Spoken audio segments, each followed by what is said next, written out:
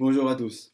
Dans la paracha de Vayakel, nous est raconté de quelle manière les Béné Israël vont venir pour faire des dons pour la construction du Mishkan, du tabernacle, ce temple portatif qui les accompagnait dans le désert. Et on va voir qu'il y a en fait deux catégories de personnes qui ont fait des dons pour permettre la construction de ce Mishkan. Donc nous sommes dans notre paracha, dans le chapitre 35, verset 21. Vayavo, ils sont venus.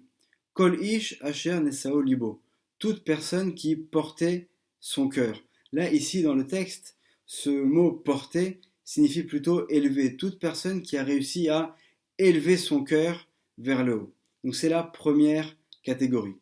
Ensuite, vechol asher nadeva rucho, toute personne qui avait un esprit de vouloir donner. Donc c'est la deuxième catégorie. On va expliquer par la suite, bien sûr, à quoi correspondent ces deux catégories. Oto et Viu, donc ils ont apporté, et terumat Hashem, un don pour Hashem, limlechet oel moed ulchol avodato, ulvigde akodesh, donc tout ce qui était nécessaire pour la construction du temple, donc du Mishkan, du temple portatif, pour le service dans ce Mishkan, et également pour les vêtements des Kohanim. Nous dit le Ben Ishra dans son livre Aderet Eliyahu, donc qu'il s'agit ici de deux catégories. Et on va commencer par parler de la deuxième catégorie. Vechol asher nadeva rucho. Toutes ces personnes qui avaient un esprit de vouloir donner, ce sont en fait toutes les personnes qui de manière naturelle vont faire un don. Alors bien évidemment, ici dans ce contexte-là, on parle d'un don pour la construction du tabernacle, mais nous dit le Ben Ishraï, il s'agit en fait d'un point de vue général dans notre peuple de tous les cas qu'on peut avoir de tzedaka, d'aumône, que ce soit donc une aide financière qui va servir à aider des gens qui étudient la Torah, ou une aide financière qui va aider des gens qui sont dans le besoin, etc. Donc tout acte de charité, on va retrouver donc ces deux catégories de personnes.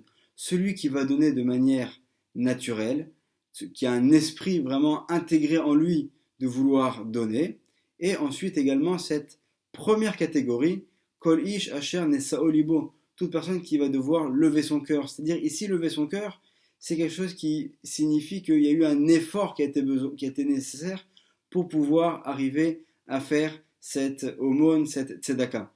Donc c'est pas que c'était un sentiment strictement naturel, spontané, de vouloir donner, mais en fait, on a cette catégorie-là, ce sont toutes les personnes qui ont besoin de faire un travail sur elles-mêmes pour se remotiver et avoir envie de donner.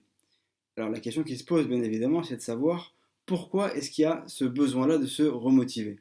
Nous dit le Ben Ishraï, en fait la mitzvah, le commandement de donner, d'aider l'autre est tellement important que le Yetzer Hara, le mauvais penchant, va venir pour nous décourager, pour nous démoraliser et en fait presque pour nous faire rentrer dans un état de tristesse.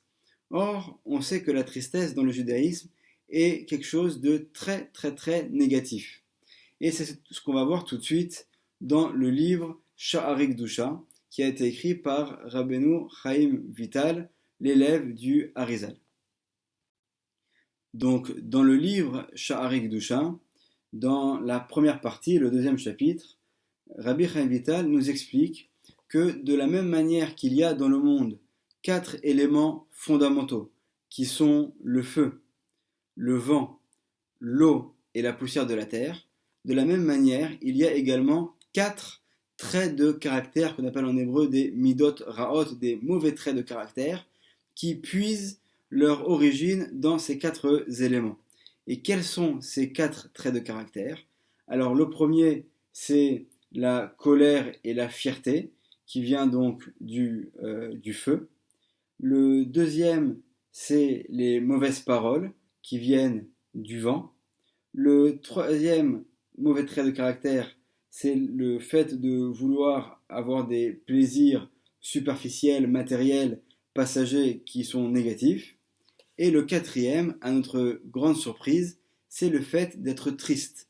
Donc on voit que le fait d'être triste est vraiment considéré comme l'un des 4 piliers des mauvais traits de caractère, l'une des 4 pires choses qu'un homme puisse ressentir et avoir en lui. Donc c'est pas juste un état passager, un sentiment une situation dans laquelle on se trouve, mais c'est vraiment considéré comme un mauvais trait de caractère qu'il faut combattre et au contraire se travailler pour être toujours dans la situation diamétralement opposée, qui est ce qu'on appelle la smichat midit, donc une joie qui va être constante. Et donc le Ben Ishraï va, dans son livre Aderet Eliyahu, nous faire une véritable leçon de psychologie et nous expliquer de quelle manière peut-on combattre ce mauvais trait de caractère qui est l'état de tristesse. Donc, nous dit le Ben Ishraï, le premier moyen pour vaincre la tristesse, c'est le fait de discuter avec l'autre et d'échanger de manière à pouvoir justement se vider de toutes les choses qui peuvent nous rendre tristes. Et d'ailleurs, le Ben Ishraï nous cite dans le livre des Proverbes de Michelet du roi Salomon, dans le chapitre 12, verset 25, Dehaga balev ish yesichena.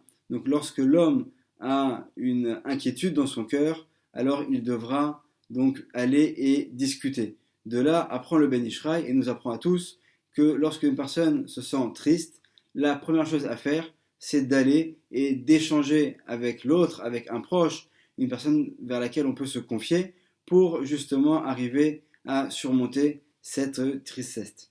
La deuxième solution, c'est également de regarder autour de soi.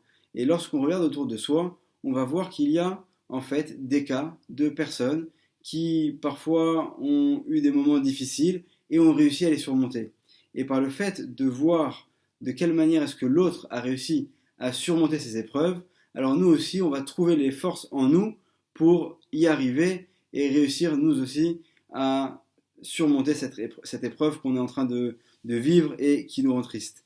Et d'ailleurs, ici également, le Ben Ishraï va citer donc dans le livre des Proverbes, toujours dans le livre de Michelet, au 20e chapitre, verset 22, où il est dit « Kave el Hashem veyoshia lecha » donc crois en Hashem et il va te sauver. C'est-à-dire on va regarder autour de nous, on va voir qu'il y a eu plein de gens qui ont des situations parfois même beaucoup plus difficiles que celles que nous-mêmes nous sommes en train de vivre, et pourtant ils ont réussi à la surmonter et à tourner la page et à avancer dans la vie. Donc c'est la deuxième solution. Donc on avait dit la première, échanger avec l'autre. La deuxième, regarder autour de nous et apprendre des cas qui nous entourent. La troisième solution, c'est d'aller voir les anciens de la communauté et de parler avec eux. Et eux ont toujours en général des histoires à nous raconter dans le passé, de choses qui ont eu lieu, de personnes qui ont vécu il y a des années, etc.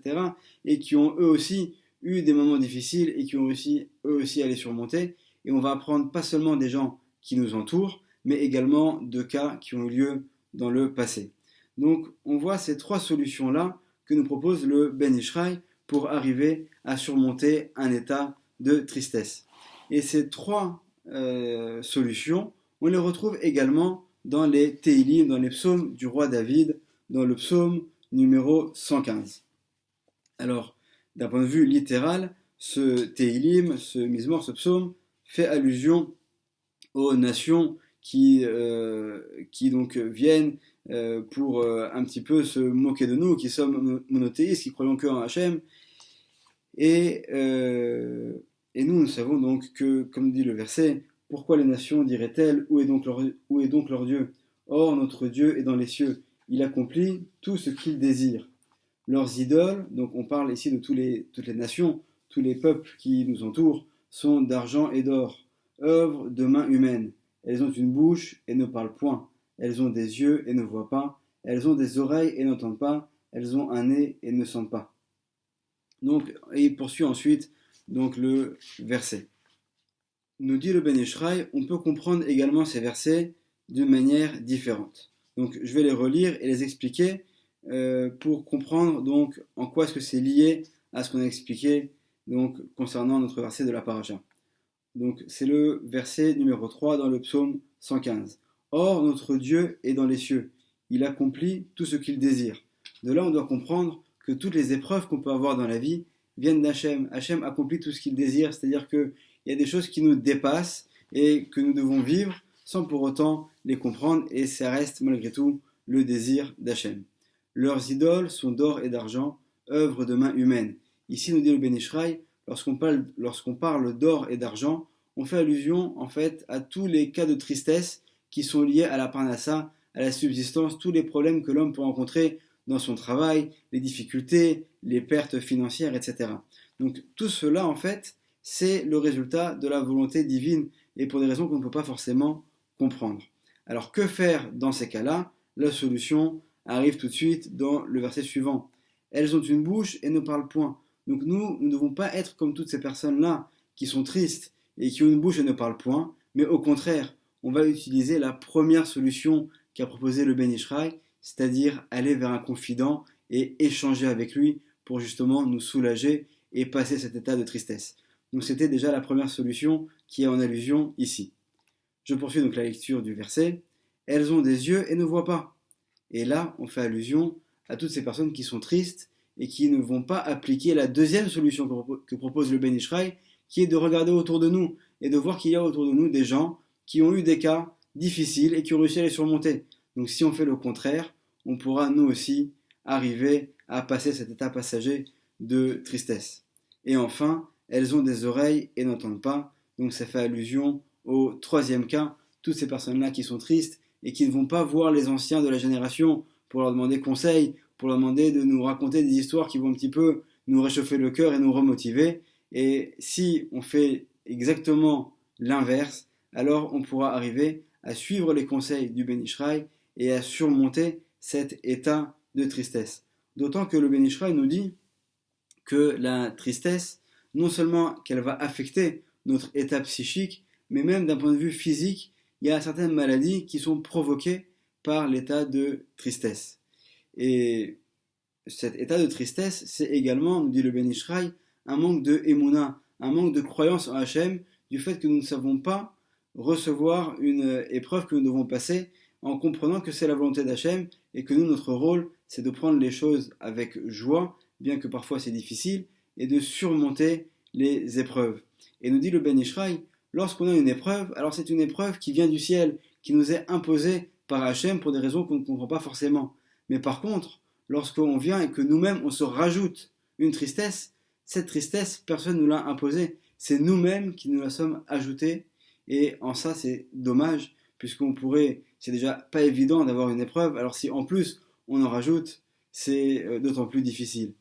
Alors cette paracha est lue au cours du mois de Hadar, ce mois donc qui est considéré comme un mois de Simcha. Et on a vu donc que la Simcha est particulièrement importante. Celui qui arrive à se remplir de Simcha, alors comme nous dit notre verset, il va arriver à être celui qui est Nesao Libo, celui qui arrive à faire lever son cœur. Et en levant son cœur, en étant en fait au-dessus, en surmontant les épreuves, il va s'élever, il va arriver à faire du bien autour de lui et à lui-même être le premier bénéficiaire de tout ce bien qu'il va faire. Donc chacun d'entre nous doit savoir arriver, et c'est pas facile, à trouver les solutions. Là, le Ben Ishraï nous donne 3 solutions possibles. On peut les mettre toutes en application pour arriver à s'élever, à surmonter les états de tristesse et à être toujours dans la joie. Bezrat Hashem, qu'on puisse toujours vivre dans la joie et qu'Hachem nous épargne de toutes les épreuves et qu'on puisse avoir un mois de Hadar rempli de joie. Amen ve Amen. Shabbat Shalom.